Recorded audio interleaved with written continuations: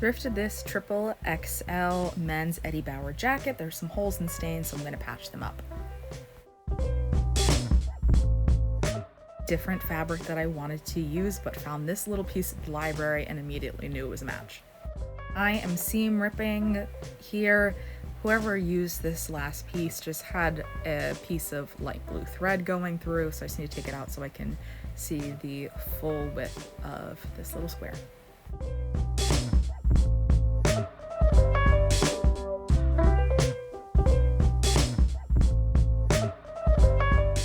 Here's a hole in the back that I'm trying to set up a square that I can cover it, realizing holding the camera and trying to hold the ruler's not going to work, so switch back down and I'm just making squares inside the jacket to see how big of a piece of fabric I need to cut to create the window effect.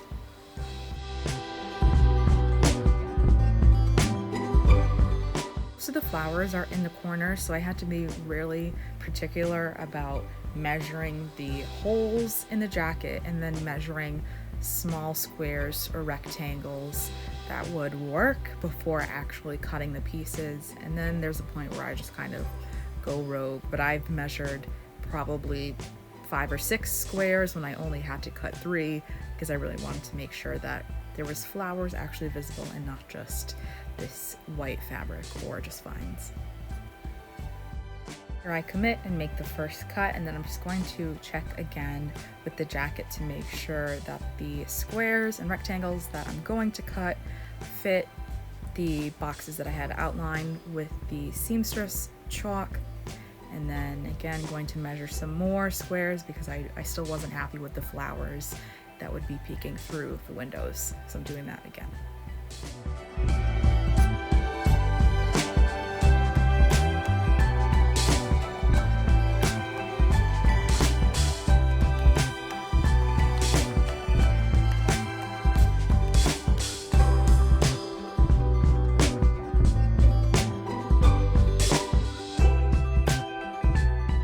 I believe I was working on a 2" by 2" square, which is why it looks so small.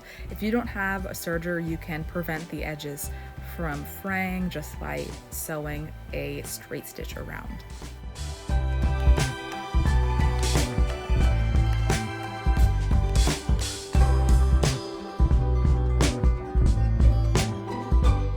I decided that I was going to serge this square that I had done the straight stitch around, so I'm just seam ripping this, which is going to take me a bit of time.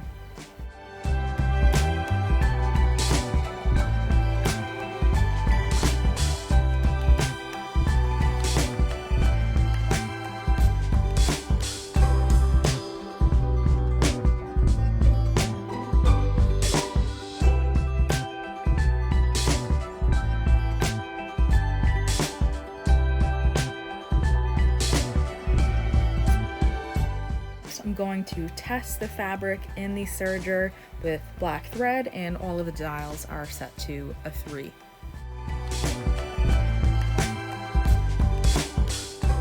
Here I'm serging the first square that I had taken the seams out of.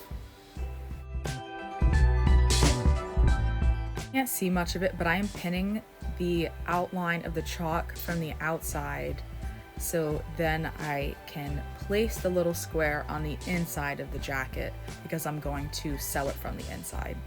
Here I am sewing the patch from the inside of the jacket, and you can see the serging, and it looks good from the inside, but then once I start cutting, I realize I don't really like the serging being as visible as it ended up being. Showing you what it looks like, and then I just have to create a slit with the scissors and then cut the little window. And again, now I'm realizing I don't really like how it looks, and I'll show you that.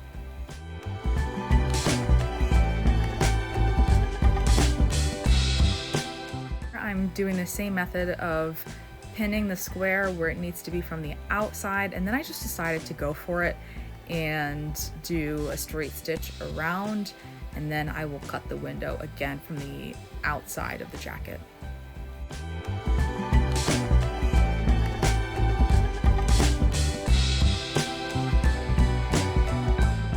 My instructor is just checking my first window and suggested doing a zigzag around, and someone else also suggested doing hand embroidery on the first window just to cover up the black serging thread. To cutting that second window, and I super love how this one turned out.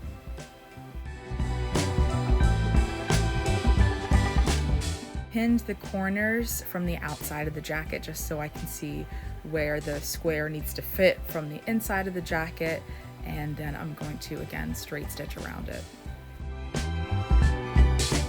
I think straight stitching right onto the jacket rather than serging these squares like I did with the first one, or doing a straight stitch on the square to protect the fraying, gives it a little more rustic look, which we can say is the vibe.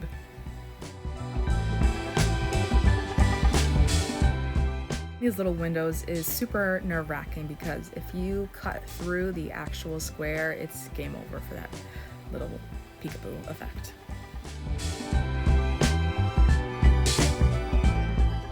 Here I am trying to sew over one side of the square because it just kept lifting since it had frayed after I had cut the window out, and I go back and forth over this probably 5 times, and I was going to hand sew it but then couldn't thread the needle, so I went back to the machine probably for a 6th or 7th time just to finally get it, and I think I end up sewing it from the outside as well.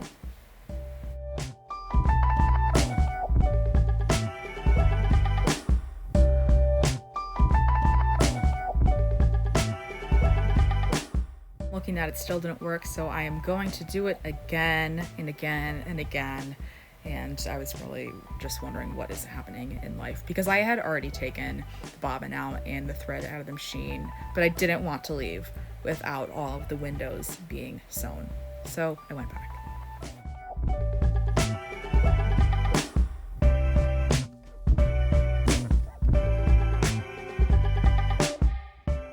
See how many times I went over it on the inside, but that's okay.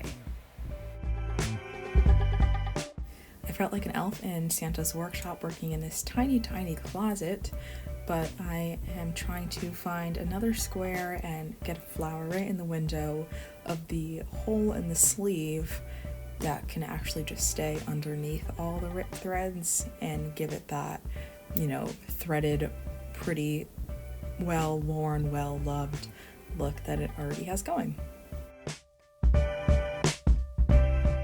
All I did was pin the square because I tried getting the sleeve onto the sewing machine, but the base was just too wide for the sleeve, so then I went home and hand sewed the rest of the squares, and I'm just watching YouTube.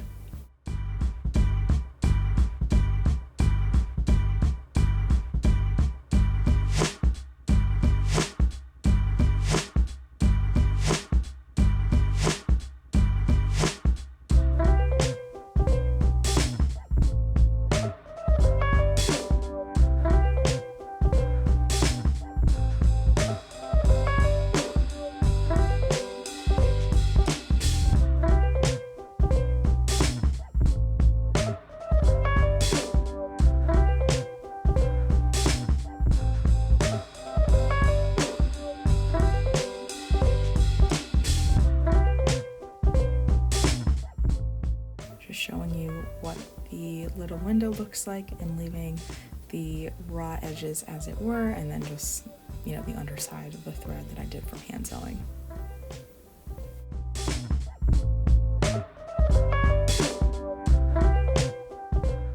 A final look at the jacket and calculating the labor cost, $16 an hour that I would get paid in my state, and 6.5 hours it took me to work on this, plus the $6.49 I spent on the jacket, would be $110.49 to make this jacket as I did. So just be aware when you're buying things. Okay, bye!